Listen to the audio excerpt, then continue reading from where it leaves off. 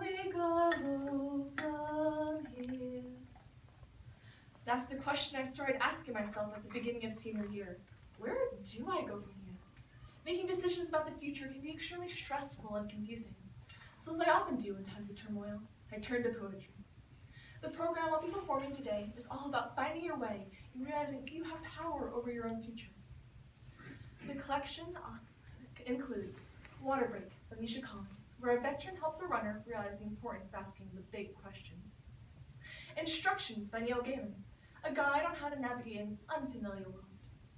8 Balloons by Shel Silverstein, which showcases the freedom of being able to do what you want with your life. And Retirement by Justin Walsh, an 18-year-old view on their future. My transition poem is Where Do We Go From Here, written by Josh Whedon, as a song to close out the Buffy the Vampire Slayer musical episode titled Once More with You. Why is the path unclear when we know home is near? Running in Charlotte in a hot and sunny summer Sunday afternoon, I saw an old man with a pit bull sitting out on a lawn, brown and packed to dirt by dog's paws. A veteran, I guessed, one leg missing at the knee. In the sticky heat, a radio on an extension cord, resting on a rusted metal chair, funk music on cheap speakers. I stopped, shirtless and sweat-soaked in my run. I pointed to his garden hose coiled up in the weeds. Can I have a drink of your water? I'm dying in this heat.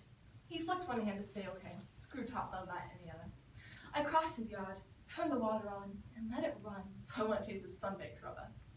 Then I drank, and drank, and thanked him. He asked intently, what brings you here? Where are you going? As if I was running to something or had a purpose or a plan. I'm just running, I said. But as I trotted off, his question stuck to me, an insistence in his tone of voice, as if he knew me and needed me to be asking myself, why am I here? Where am I going? Understand we go hand in hand, though we walk alone in fear. Where do we go from here? Touch the wooden gate in a way you never saw before. Say please before you open the latch. Go through. A red metal imp hangs from a green painted front door as a knocker. Do not touch it. It'll bite your fingers. Walk up the path, walk through the house. Take nothing, eat nothing. However, if any creature tells you that it hungers, feed it. If it tells you that it is dirty, then clean it. If it cries to you that it hurts, if you can, ease its pain. From the back garden, you'll be able to see the wildwoods. The trees are old, eyes peer from the undergrowth. The deep well you walk past leads down to Winter's Room. If you turn back here, you can walk back safely. You will lose no face, I will think no less of you. Once through the garden, you'll be truly in the woods. Beneath a twisted oak sits an old woman. She may ask for something. Give it to her. She'll point the direction to the castle. Inside it are 3 princesses. Do not trust the youngest. Walk on. In the clearing beyond the castle, the 12 months of the year sit around a fire, warming their feet and exchanging tales. They may do favors for you if you are polite. You may pick strawberries in December's frost. Trust the wolves, but do not tell them where you are going. Know that the river can be crossed by ferry. The ferryman will take you. The answer to his question is this. If he hands you over to his passenger, you'll be free to leave the boat. Only tell him this from a safe distance, however. If an eagle gives you a feather, keep it safe. Remember that giants sleep too soundly, witches are often betrayed by their appetites. Dragons have one soft spot somewhere, always. Hearts can be well hidden if you betray them with your tongue. Do not be jealous of your sister.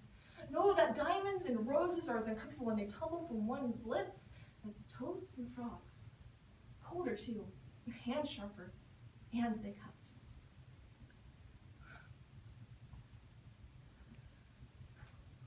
Remember your name. Do not lose hope.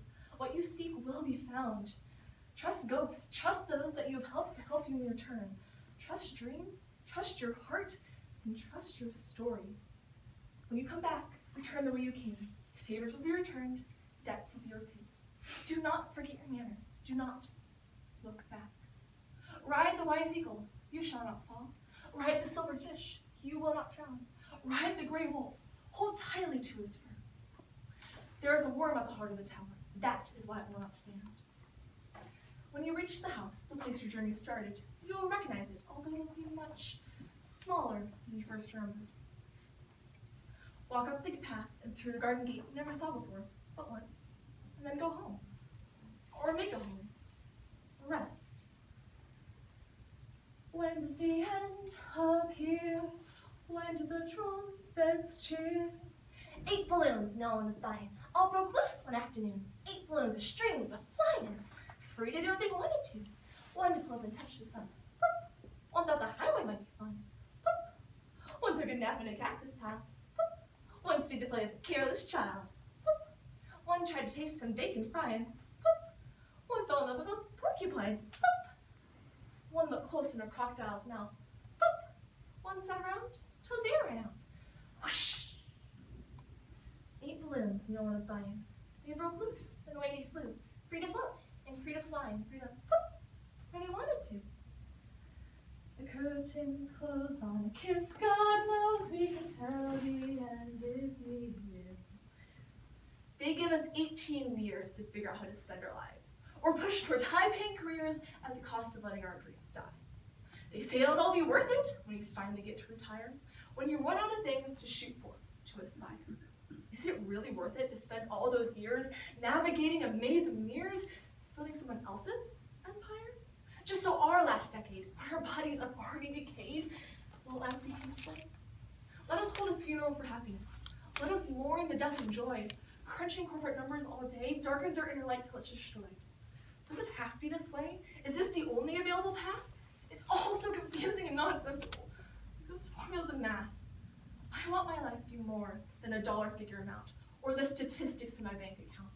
I want to live a life where retirement isn't necessary, where all my days are satisfactory. I won't live for life's last decade. Where do we go?